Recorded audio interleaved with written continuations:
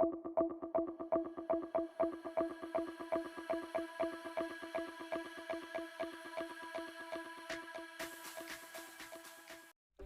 वालेकुम दोस्तों, मैं हूं हारिस अहमद और आप देख रहे हैं हमारा यूट्यूब चैनल कोच इनसाइडर। दोस्तों आज इस टॉपिक के ऊपर हम बात करने जा रहे हैं वो है NFTs के बारे में कि NFTs बेसिकली होते क्या हैं, इनको किस तरह से क्रिएट किया जाता है और इनसे किस तरह से पैसे कमाए जाते हैं। इसके अलावा मैं आपको बताऊंगा कि वसीम अकरम ने रिसेंटली जो अपना NFT सेल किया है वो कितने का सेल किया और किस प्लेटफॉर्म पर सेल। दोस्तों NFTs के कॉन्सेप्ट को समझने के लिए हम एक एग्जांपल ले लेते हैं। मिसाल के तौर पर आपके पास, मेरे पास और रामू काका के पास, हम तीनों के पास एक सिमिलर ब्रांड का बैट है और हम ये बैट तीनों में एक्सचेंज कर सकते हैं। यानी कि आप अगर मेरे साथ चेंज कर लेंगे तो कोई हर्ज नहीं है, क्योंकि हमारा जो बैट है वो एक ही ब्रांड का है ना, हम चेंज कर सकते हैं। तो ये चेंज और रिप्लेसेबल जो चीज़ होती है वो फंजिबल होती है। अगर इसी तरह की हम एक और मिसाल लें तो आपके पास भी 500 का नोट होगा, मेरे पास भी 500 का नोट होगा। अगर हम दोनों के पास 500 के नोट हैं तो वो चेंज हो सकते हैं, तो यानी कि वो रिप्लेसेबल हैं। आप मेरे वाला 500 रखें या मैं आपके वाला 500 रखूँ, चीज़ तो एक ही है।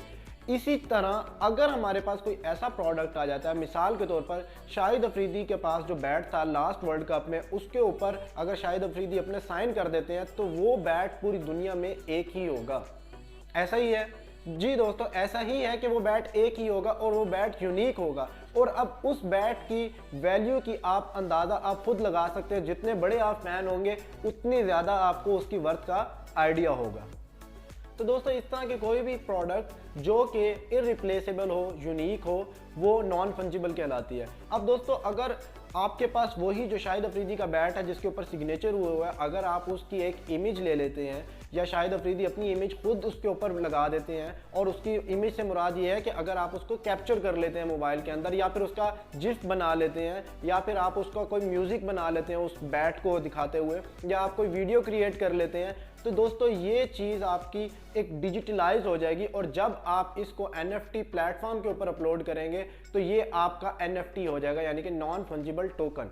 अब बात करते हैं कि टोकन क्या चीज़ है। टोकन बेसिकली आप इसको ये भी कह सकते हैं कि ये एक कॉन्ट्रैक्ट होता है जो कि आपको ब्लॉकचेन टेक्नोलॉजी प्रोवाइड करती है। ब्लॉकचेन का आप सबको इल्म है कि ये बिटकॉइन भी हो सकते हैं, इथेरियम भी हो सकते हैं, और बहुत सारे कॉइन्स हैं जो कि ब्लॉकचेन टेक्नोलॉजी के अंदर आते हैं। NFT के कॉन्सेप्ट को आप इस तरह से अंडरस्टैंड कर सकते हैं कि कोई भी ऐसा प्रोडक्ट जो कि यूनिक हो, एक अपनी खास वैल्यू रखता हो, वो अगर इथेरियम ब्लॉकचेन के साथ अटैच है तो वह NFT बन जाता है। दोस्तों अब बात करते हैं कि इसको क्रिएट किस तरह किया जा सकता है। दोस्तों जैसा कि मैं आपको बता चुका हूं कि आपने एक यूनिक प्रोडक्ट बनाना है, एक यूनिक चीज़ बनानी है जो कि इस दुनिया में पहले ना हो वैसी चीज़, तो आप उसको NFT प्लेटफॉर्म के ऊपर सेल कर सकते हैं। आपने जस्ट गूगल करना है NFT प्लेटफॉर्म्स, वहाँ आप देखेंगे काफ़ी सारे जो है वो आपको प्लेटफॉर्म्स आ जाएंगे। आप किसी भी एक प्लेटफॉर्म पर जाएँ और अपना जो आर्ट है वो उसको वहाँ सेल कर दें। सिंपल बात आती है कि लोग इससे किस तरह से पैसे जनरेट कर रहे हैं। दोस्तों एक बीपल नामी शख्स ने अपना आर्ट वर्क इसके ऊपर सेल किया, आप यहाँ साइड पर देख सकते हैं, $69 मिलियन का।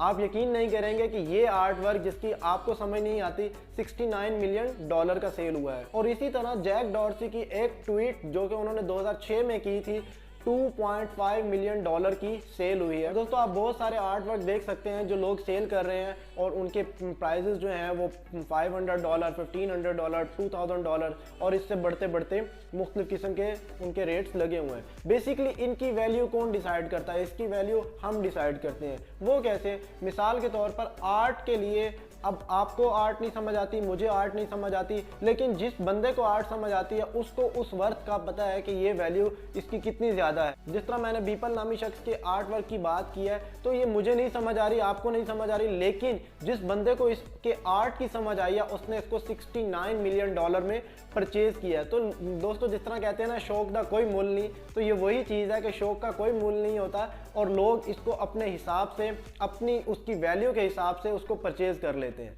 अब बात करते हैं दोस्तों वसीम अकरम के NFT की। जी हाँ दोस्तों, आप साइड में वसीम अकरम का NFT देख सकते हैं। वसीम अकरम ने अपनी रिसेंटली जो है वो अपना NFT सेल किया है $920 में। इसके अंदर भी यही चीज़ थी कि ऑक्शन हुआ था। ऑक्शन में जिस तरह आर्ट्स का ऑक्शन होता है उसी तरह ऑक्शन हुआ था और उसके अंदर इनकी वैल्यू डिसाइड जो हुई थी वो $920 हुई थी। उन $920 में उन्होंने अपने NFT को सेल किया है और अभी और भी वो अपने NFT रिलीज करेंगे और इसको सेल करेंगे। ये बेसिकली NFT 1992 वर्ल्ड कप का बनाया हुआ है, उनकी एक पिक्चर है जो कि बॉलिंग करवाते हैं उनका पोज है, उसको NFT बनाकर उन्होंने इसको सेल किया, वो भी $920 में। तो दोस्तों अगर आपके पास भी कोई ऐसी आर्ट वर्क है, आपके पास भी कोई ऐसी पिक्चर्स या ड्राइंग या फिर कोई भी ऐसी चीज़ मौजूद है जो कि आप सेल करना चाहते हो और आप ये समझ रहे हो कि ये यूनिक है, तो आप भी सेल कर सकते हैं और ढेरों पैसे कमा सकते हैं।